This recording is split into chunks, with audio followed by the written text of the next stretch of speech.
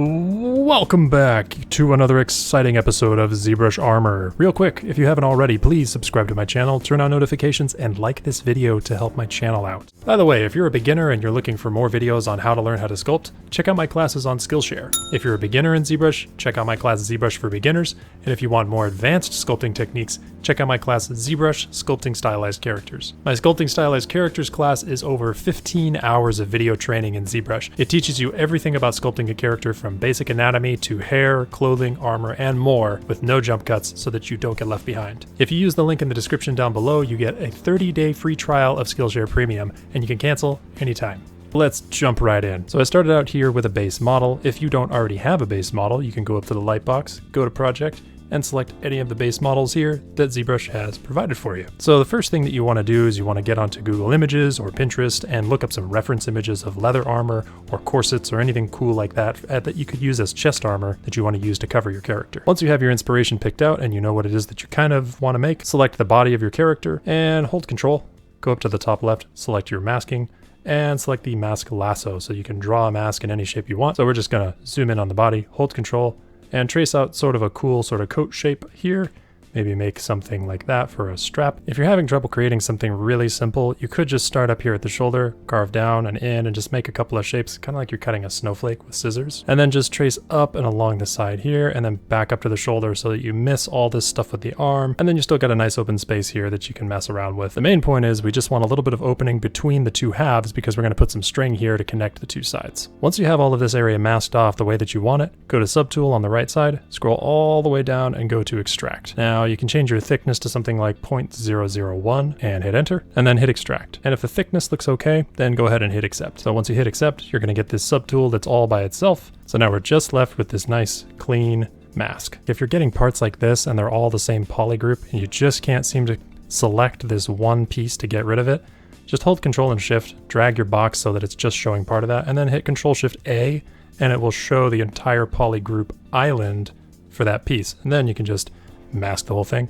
show everything, flip your mask, and then do the same. Visibility, hide part, modify topology, delete hidden, and it's gone. So once we're left with this vest the way that it looks here, you have an interior and an exterior poly group. So we don't need the interior just yet. What we're going to do is hold Control and Shift, click on the outside poly group so that the inside is hidden, everything else is. And then we'll do that same thing, go back to geometry, modify topology, and delete hidden.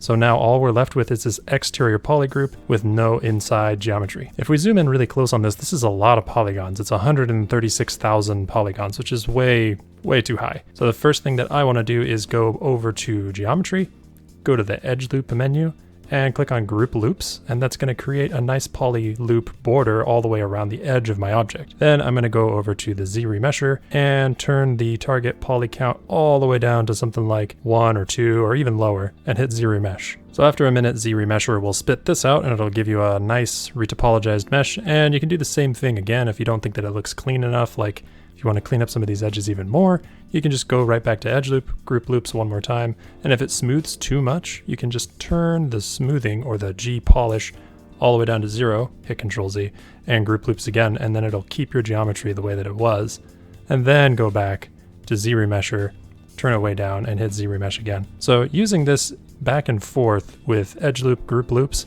and then using Z remesher at a really low poly count really helps to clean up your geometry and get your edge loops going in the right directions. And it's just sort of a fast workflow when you're trying to sort of retopologize things for low poly in ZBrush. So once we have our mesh like this, we can press W on our keyboard, hold Alt and tap somewhere on the mesh to bring our gizmo there, hold Control and scale up, and it will inflate the mesh, which is the exact same thing as just going over to the deformation menu and grabbing the inflate slider and bringing it up or down. The last thing I want to do is grab my move brush and just move around the mesh a little bit, make sure that I pull anything away from my model so that it's not intersecting with any parts of the torso. At this stage, I also like to take my move brush and start pushing and pulling some polygons around just to make things look a little more interesting, because when it's low poly like this, it looks a lot better and it's a lot easier to manipulate with the move brush. You can get some really cool, unique negative space and shapes out of your objects like this. Once you've messed around with this and got it looking sort of the way that you want it to, we're going to go over to geometry and go to dynamic subdivision. So in this menu, you just have to click dynamic and it'll turn on. If you've never used dynamic subdivision before, it's basically just like hitting Control D or divide on your keyboard, but instead it's actually a preview of what the geometry would look like with the subdivisions without actually subdividing. So it works a lot faster on your computer, and it allows you to tweak it and mess around with it and give it even some thickness and kind of just preview it before actually subdividing. So I can go down here to my thickness slider and drag it up, and in real time it'll show me what the thickness would actually look like on my object. So I am going to use that to give my object some thickness here, and that looks okay for clothing. So that was at 0.01. You'll notice with dynamic subdivision, when you zoom in, you have these little pins sticking out from all of the corners and edges everywhere. These are really useful if you just want to grab your move brush and just move them around, and you can use them to manipulate the geometry at a higher subdivision level. Even though it's a preview, it's not really subdivided yet. So right now I have it set to 2 for smooth subdivision levels. You can turn it up as many times as you want, and this controls essentially how many subdivision levels your object is going to have. So if I set it to just 1, it's almost like pressing Control D on my keyboard one time, and it's showing me an active preview of that. I can turn it up to 2 or 3 or 4, and it'll subdivide it like that. This is for smooth subdivision, but if you want, you can turn on flat subdivision and turn smooth off. And this shows you just a preview of what it looks like without any smoothing. So it's still very rigid around all the edges. The subdividing is just multiplying the poly count by 4, but not actually smoothing the mesh. So specifically, I am going to use smooth subdiv because this is supposed to be more like leather. For this mesh, I actually didn't even need that much detail, so I just set smooth subdivision to 1, which means that it basically subdivided it one time. So I'm left with about 1,000 active points, and that's fine. So I'm going to go to dynamic subdivision here and hit apply. And now I have 8,000 points on my mesh, and it applied the thickness, and it made this nice interior, exterior, and poly loop, and all these groups and everything. So no piece of armor is complete unless you put some sort of trimming around the edge of it, and that's what's really going to make this stand out and look like armor. The first thing that you want to do is hold Control and Shift, click on the outside poly group so that everything else is hidden. Now if we go up to our stroke menu, go down to curve function, and turn off poly groups and just leave border and creased edges on, and hit frame mesh. Now it's going to set this curve all around the outside of my object anywhere that there's an open hole. So in order to use frame mesh like this, you have to have part of the mesh hidden. It has to be, you hold Control and Shift, click on the mesh, and then frame mesh on a part like this, because it doesn't work on closed geometry. Now that we have this lovely curve around the outside of our object, we can go to our brush menu and find the extrude profile brush, and just pick one of the first 2 or 3 of them. I like the second one, like hair 13, and change your brush size to something like, hit S on your keyboard and type in 10 and enter. And then just click on that curve. And when you click on the curve, it applies the extrude profile brush to the curve. So this is a great way to give your clothing a lot more life and make it look like there's stitching and seams all the way around the outside edge. Once you've tapped on the curve one time and it's created this nice outer border, just tap anywhere on your mesh and the curve will disappear. Then you can go over to Subtool, go down to Split, and hit Split Masked Points. Once you split masked points, it means that the trimming is all going to be its own subtool, so you can redo it or mess with it or change it anytime that you want. Now I'm going to select my main vest again, go back over to my brush menu, and I'm going to go down to the IMM clothing brush, and we'll find one of these rivet looking pieces, kind of like this large snap dot looking piece. So if you're using an IMM brush like this, it's not going to work if you have subdivision levels on your mesh. That's part of the reason that I use dynamic subdivision to create a preview and get it looking the way that I wanted before applying the subdivision to my mesh. That way I didn't have any subdivision levels by hitting Control D. So now I can just select my jacket, go anywhere along the edge here, and just draw on these little rivets in the places that I want them. Also, if you draw this out and it's just not quite in the right place, you can also just press W on your keyboard, grab the gizmo, and just move them down and manually tweak them around like this until they're sitting just where you want them. Just kind of play around with these and see which ones work and what looks best for the kind of clothing that you're trying to make. After I've drawn out all of my eyelets here on my vest, I can clear my mask, and then the nice thing about using an IMM brush is every single piece that you drew out is the same polygroup. This piece, all of those will be the same polygroup, and so all of these eyelets will also be their own polygroup. So hold Control and Shift, just tap on one of them. So I can mask these off, and then I can show everything else by holding Control Shift and dragging my selection box outside of my object, and then it'll show all this. So I can hold Control Shift, tap on that polygroup, and it will hide it, and then Control Shift, click and drag outside my object, shows everything else. Mask off those eyelets, hold Control Shift, tap to show everything, and then do the same thing, go to Subtool, Split, and Split Masked Points. So now these are all their own subtools. These are all one subtool. The vest is its own subtool. and the trimming is also its own subtool. So now that we have this jacket all laid out in its different pieces, and it looks like it's got, some trimming and, some eyelets for some laces, we need to create the laces. So we'll go back up to our brush menu here, find the curved tube brush. First of all, turn off symmetry. Hit X on your keyboard so that it only draws on one side and not on both sides. Now select the eyelets, zoom in. So we want to draw one string starting on the left or the right, and draw it over to the other side in a straight line. Then just tap on your mesh and the curve will disappear so you can draw another one. So I drew from left to right. Now I want to draw from right, down, and left. So grab somewhere here, draw over to this hole, and then tap on my mesh. And then same thing, draw over to here, tap on the mesh, it'll go away. And we're just going to do this pattern. Even though it's not lining up with the holes, we're going to get there in just a sec. Now that we've drawn all of our strings in this Z shape sort of pattern going down, we can clear our mask, hold Control and Shift, tap on these eyelets, and then hold Control Shift, click and drag to show the opposite, and then just mask off the strings, hold Control and Shift and tap, and then go back over to Subtool, Split Mask Points. So now the strings are their own subtool. It makes it a little bit easier to just manipulate them without the eyelets getting in the way. Now we're going to go to our brush menu, press M on our keyboard, and right next to the Move brush is Move Topological. Move Topological is super great for all of this. The best thing about Move Topological is no matter how big my brush size is, if I'm grabbing one polygroup, it's only going to affect that polygroup and nothing else. So I can move these strings around as freely as I want without affecting the other strings. Another really handy tip for the Move Topological brush, if you change your brush size to 1, you can grab an object and it'll move the entire object based on your camera view. Use the Move Topological to just push this forward so it's sitting relatively close to where I want it. Another handy trick, if you look at these at sort of a downward angle, you can see that they're not lining up straight with each other. Press W on your keyboard, hold Control, and tap on one polygroup and it will mask everything except for that polygroup.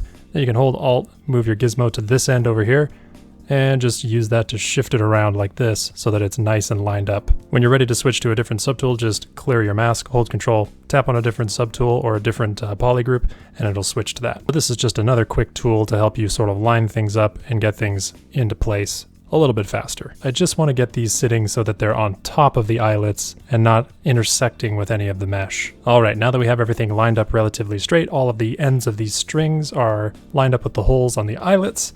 Now we're going to go over to our geometry and go to Z Remesher and turn the target poly count all the way down to 0.1 and hit Z Remesh. So with these Z Remeshed, they're much lower geometry, which means they're going to be much easier to deal with for this next step. After you Z Remesh, a good thing to do is go over to Polygroups, and at the top of the Polygroup menu is Auto Groups. If you hit Auto Groups, it's going to automatically turn each individual poly island into its own polygroup again. So that way you don't lose that ability to move each piece individually with the Move Topological brush. Now we're just going to mask off this corner section here for these two pieces of string. Hold Control and tap outside our object to flip our mask. Press W on my keyboard, hold Alt and tap right here to bring my gizmo right to that point. And I'm just gonna rotate it so that it's pointing down and into the hole for the eyelet, and then just move it into place. So now it actually looks like it's bending and curving into that eyelet. So we're gonna go through and do that for each one of these eyelets. So if you made a bunch of eyelets, it's gonna be a lot more work for you. So we're just gonna go through here and do that for each set of eyelets. So I'll mask off the end there, flip my mask, hold Alt, tap to bring my gizmo to it, and then just rotate it down and into place and kind of move it over so it looks like it's going in there. Same thing over here, these end pieces, flip my mask, press W, hold Alt and tap to bring my gizmo there. And if your gizmo isn't lined up properly with the world space, you can always hold Alt and click on any of the rings to readjust the gizmo itself. One thing that I always want to be really careful of is not using my smooth brush or not using it very strongly. You can also, if you get any kind of artifacting in here, like if it totally messes up your shape, you can smooth it down a little bit and then grab your inflate brush and very lightly go back and re-inflate it. Once our strings are all lined up like this, go up to Z plugin, go down to Subtool Master and select Mirror on the right here and X-axis and hit OK. Now it mirrored all of your strings over to the other side so they're crisscrossing and it looks like an even pattern. The last thing to do here, of course, is go back over to Poly Groups on the right side, hit Auto Groups and it'll make every one of them their own subtool. Then you can take the top one here and the one in the middle, hold Control and Shift click on it, Control Shift click and drag to show the opposite, and then Control Shift click on the one you don't want and it'll hide it.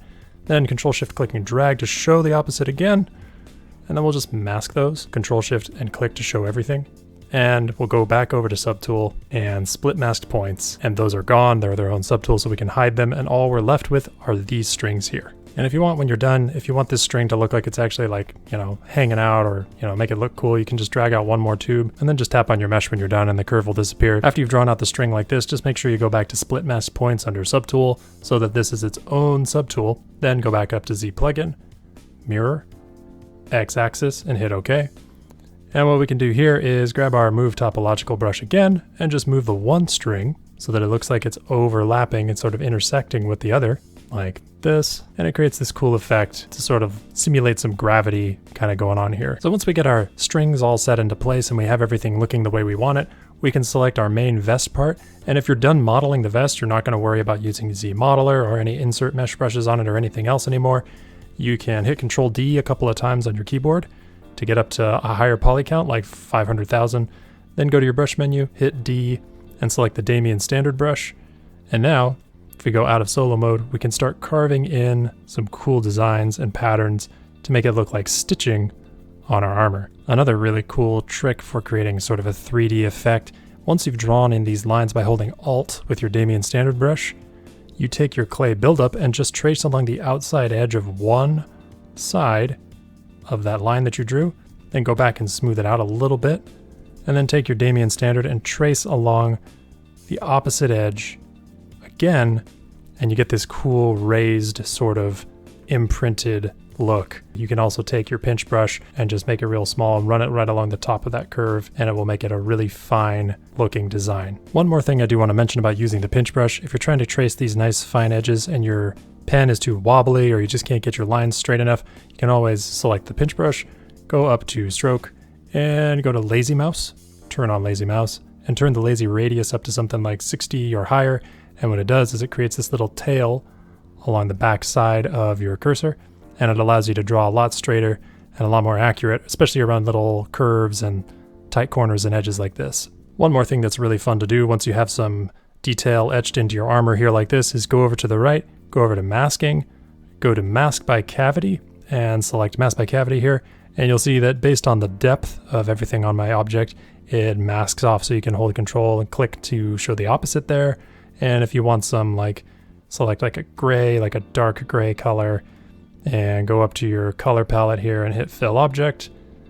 Now when I clear my mask, it'll fill that, just that depth mask like that, with some dark gray kind of look, and it gives it sort of this like cool etched antique sort of look. That's just another trick for adding a little more detail, because paint can really take your model a long way. So adding in some cool detail like this and taking it a little bit further and taking time to refine it will make your mesh look even better. And that is pretty much it. That is a really quick way to create trimming, create laces, decoration and trimming and all of that stuff for your armor pieces.